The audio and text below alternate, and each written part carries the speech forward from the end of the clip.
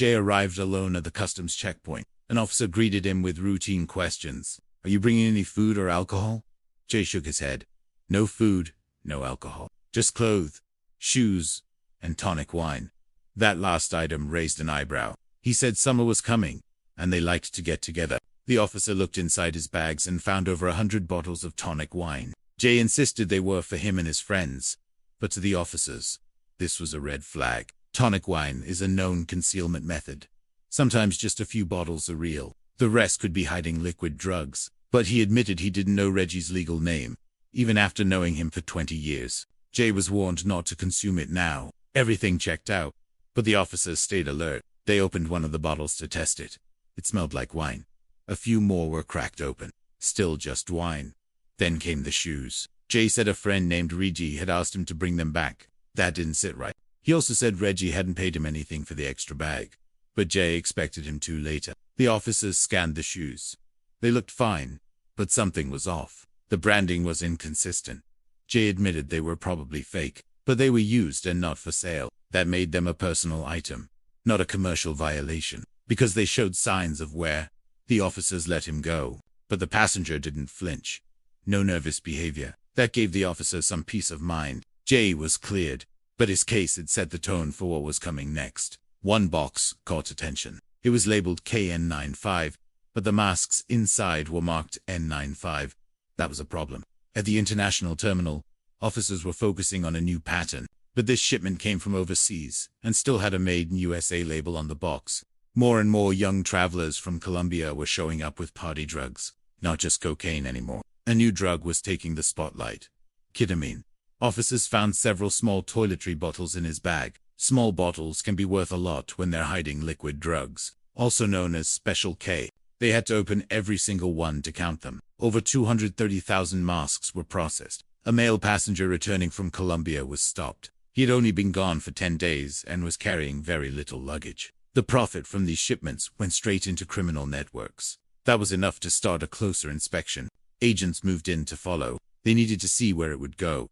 Tracking it to the distribution point was key. That's where higher-level targets could be found. They removed every bottled perfumes, shampoos, skincare, one by one. Each liquid was checked. 4 brown pallets were kept separate from the others. The officer poured one of them out. The texture didn't feel right. It wasn't reacting like normal shampoo would. Inside were crates labeled as fresh garlic. They had intel on a semi-truck that was already inside the US. It was suspected of carrying a large drug load.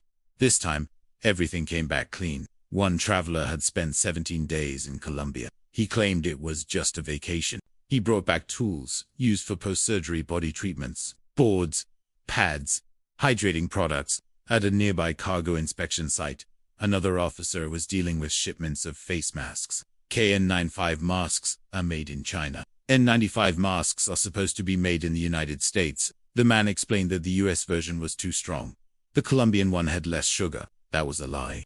17 boxes, all from Italy. Inside were jackets, dozens of them. Each jacket had 2 hidden pockets, one in each zipper pocket. They were sealed tight. Officers scanned and tested every one. The substance showed up clearly. The officers knew these masks were headed for nursing homes and healthcare workers. Fake protection like this could cost lives.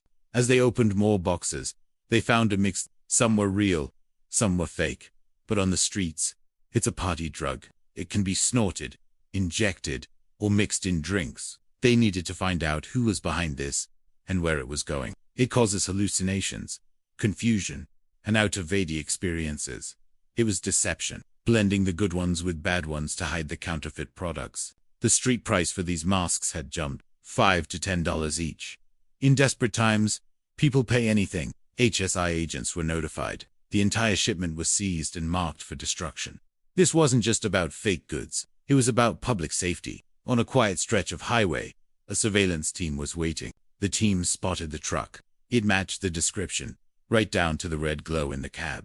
The truck entered Los Angeles County. That meant it was likely headed to a hub where the shipment could be broken down and spread across the country. 3 jackets made nearly a pound. The officers had to act fast. They followed the truck into the produce district. It pulled into a commercial loading area. Workers started offloading pallets. That detail caught the team's attention. K9 units were brought in. The dogs reacted instantly. The pallets were flagged. Officers opened the boxes. The garlic was real, but hidden underneath were tightly packed bricks. They had found what they were looking for. Elsewhere, airport agents were checking passengers from a flight out of another passenger had a wellness business. But one item stood out. A case of ginger ale. The officer asked why someone would bring ginger ale from another country. The agent tested it. Just water and sugar. No drugs. Back at the warehouse, another container arrived. Inside those pockets were sealed bags. They tested the contents. Ketamine. Each jacket in the shipment held 2 packages. Ketamine used in hospitals and veterinary clinics. Ketamine has a medical purpose. The math added up fast. 64 grams per bag, 128 grams per jacket. The full shipment totaled 63 street value, around $6 million. A major bust. HSI agents were called in to open a full investigation. Back at the airport, a woman named Lena was returning from a solo trip. She said she was headed home to Vermont. She claimed it was a short vacation, and that she met a friend down there. Officers didn't find anything suspicious in her bags. She said she taught yoga. She also carried tarot cards. One of the agents asked for a quick reading. She laughed and agreed. He picked a card. It was the universe. She explained it meant balance, flow, and enlightenment. The moment was light, almost funny. But across the city, things were heating up. Agents in Los Angeles were watching another delivery site.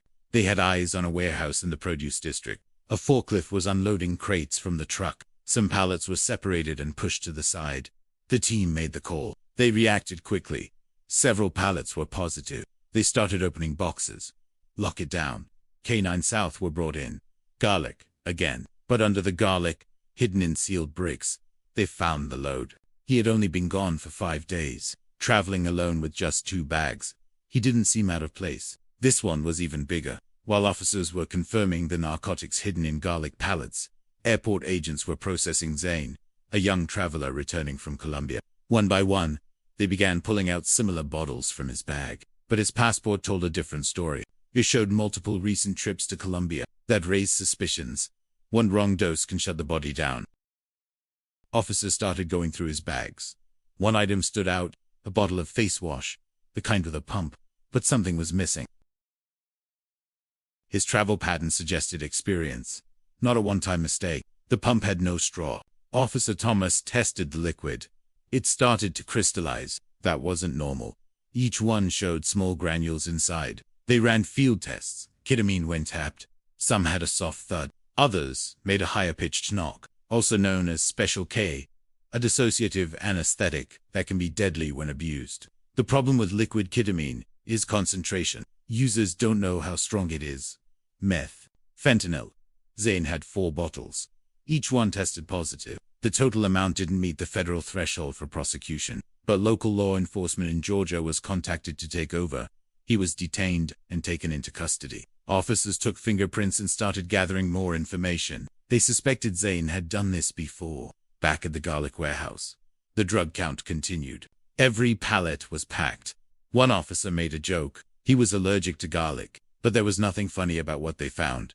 Bundles were shaped tightly, with thick wrapping. To an experienced officer, that meant different substances. This was a mixed load.